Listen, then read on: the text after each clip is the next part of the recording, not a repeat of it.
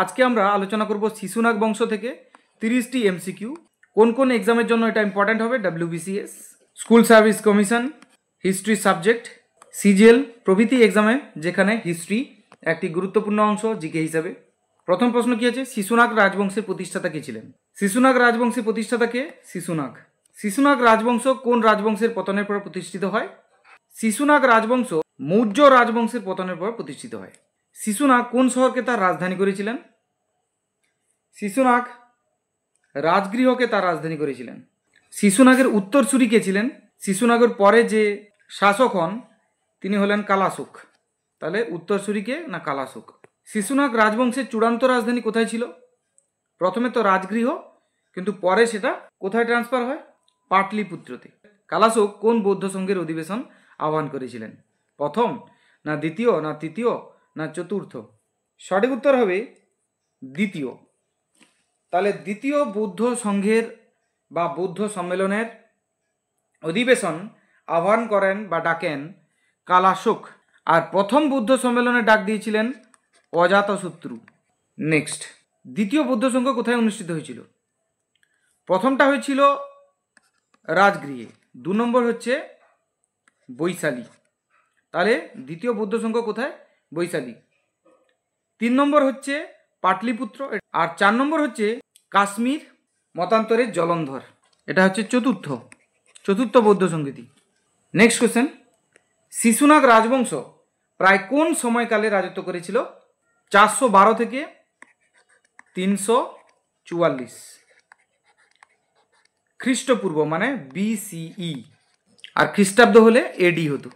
তাহলে যীশু খ্রিস্টের জন্মের 412 সাল আগে শিশুনাগ রাজবংশের প্রতিষ্ঠা হয়। কোন রাজবংশ শিশুনাগ রাজবংশকে প্রতিস্থাপন করেছিল? কোন রাজবংশ শিশুনাগ রাজবংশকে প্রতিস্থাপন করেছিল? মানে শিশুনাগ রাজবংশের পতন ঘটিয়ে তারপরে কে এসেছিল সেটাই জানতে চেয়েছে। তারপরে যে বংশ এসেছিল সেটা হচ্ছে নন্দ বংশ। কি বংশ? নন্দ বংশ বা নন্দ ডাইনেস্টি।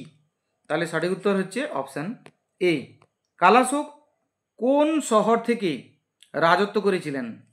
কালাশুক পাটলিপুত্রে। তাহলে ফাইনাল যে রাজধানী বা ক্যাপিটাল সেটা কোথায় ছিল? পাটলিপুত্রে। তাহলে কালাশুক কোথা থেকে রাজত্ব করবে? পাটলিপুত্র থেকে। কেন কি পাটলিপুত্র তখন ক্যাপিটাল। কাদের? না শিশুনাগ বংশ। নেক্সট, দ্বিতীয় বৌদ্ধ সংঘের সভাপতিত্ব কে করেন? দ্বিতীয় বৌদ্ধ সংগীতি হয়েছিল কালাশুকের সময়। কোন বংশ? শিশুনাগ বংশ। কিন্তু সেখানে একজন প্রতিনিধিত্ব করবেন বা বলতে পারি সভাপতিত্ব করবেন। তো কে করেছিলেন? না সঠিক উত্তর হচ্ছে সাওয়াকামি। কালাশুকের একটি প্রধান কৃতিত্ব কি ছিল? পাটলিপুত্র প্রতিষ্ঠা করা নাকি দ্বিতীয় বৌদ্ধ সংঘ আহ্বান করা? এইটা হবে, অর্থাৎ অপশন বি, দ্বিতীয় বৌদ্ধ সংঘ আহ্বান করা। দ্বিতীয় বৌদ্ধ সংঘের মূল উদ্দেশ্য কি ছিল? বৌদ্ধ ধর্ম প্রচার, বিনয় পিটকের নিয়ম লিপিবদ্ধকরণ, বিহার নির্মাণ, না ত্রিপিটক অনুবাদ? ভেরি ইম্পর্ট্যান্ট, বিনয় পিটকের নিয়ম লিপিবদ্ধকরণ হয় দ্বিতীয় বৌদ্ধ সংগীতিতে। পরে কোশ্চেন, শিশুনাগ রাজবংশের পরে কোন শক্তিশালী রাজা রাজত্ব করেন? শিশুনাগ রাজবংশের পরে যে শক্তিশালী রাজা শিশুনাগ বংশকে পতন ঘটিয়ে তারপরে নতুন নন্দ বংশের প্রতিষ্ঠা করলেন, তাহলে তিনি সেই শক্তিশালী রাজা হবেন। সে কে? সে হলো মহাপদ্মনন্দ। কালাশুক কিভাবে তার রাজ্য ভাগ করেছিলেন? 10 পুত্রের মধ্যে সমান ভাগে ভাগ করে দিয়েছিলেন। শিশুনাগ রাজবংশ কোন অঞ্চলে রাজত্ব করত বলে ধারণা করা হয়? শিশুনাগ রাজবংশ ভারতের উত্তর অংশে, অর্থাৎ উত্তর ভারতে রাজত্ব করত বলে মনে করা হয়। শিশুনাগ রাজবংশ মূলত ভারতের বর্তমান কোন রাজ্যে রাজত্ব করত? না বর্তমানে যেটা বিহার, ওইখানে শিশুনাগ রাজবংশ রাজত্ব করত। এবং বিহার কোন ভারতে? উত্তর ভারতে। তাহলে উত্তর ভারত বলতে পারি, আর রাজ্য বলে বর্তমানে বিহার বলতে পারি। কালাশুকের শিশুনাগের সঙ্গে সম্পর্ক কি ছিল? না শিশুনাগের ছেলে ছিল সে, তার মানে পুত্র হবে। তাহলে শিশুনাগ, তার ছেলের নাম হচ্ছে কালাশুক। শিশুনাগ পূর্বে কি ছিলেন? শিশুনাগ পূর্বে মন্ত্রী ছিলেন। শিশুনাগ রাজবংশের আগে কোন বিখ্যাত রাজবংশ ছিল? শিশুনাগ রাজবংশের আগে মৌর্য রাজবংশ ছিল। কালাশুককে হত্যা করেছিলেন কে? একজন নন্দ রাজা। তার ভাই, তার পুত্র কেউ নয়, একজন নন্দ রাজা। আনুমানিক কতজন রাজা শিশুনাগ বংশে রাজত্ব করেছিলেন? 10 জন মতো রাজা শিশুনাগ বংশে রাজত্ব করেছিলেন।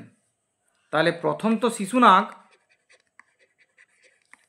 এবং দ্বিতীয় হলেন কালাসুখ তার পুত্র। এরপরেও প্রায় আরও 8 জন মতো শাসক ছিলেন শিশুনাগ বংশে রাজত্ব করেছিলেন। কোন বৌদ্ধ সংঘে এই বৌদ্ধ সংঘ মোট দুভাগে ভাগ হয়ে গেছিল?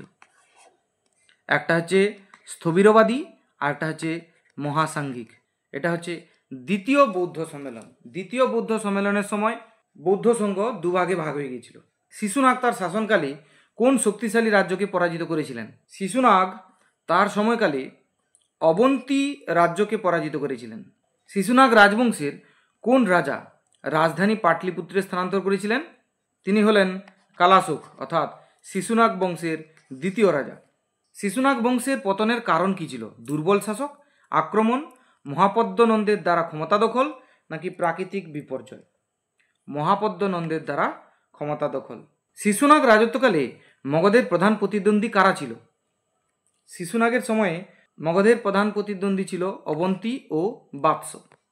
এই রাজবংশ কোন ধর্মের প্রসারে সাহায্য করেছিল? অর্থাৎ শিশুনাগ রাজবংশ কোন ধর্মের প্রসারে সাহায্য করেছিল? সঠিক উত্তর হচ্ছে বৌদ্ধ ধর্ম। বৌদ্ধ ধর্মের প্রসারে সাহায্য করেছিল। শিশুনাগ রাজবংশের প্রধান অবদান কী ছিল? শিল্প ও স্থাপত্য, বাণিজ্য প্রসার, উত্তর ভারতের রাজনৈতিক একীকরণ নাকি গুপ্ত ক্যালেন্ডার প্রবর্তন? প্রধান অবদান ছিল উত্তর ভারতের রাজনৈতিক একীকরণ।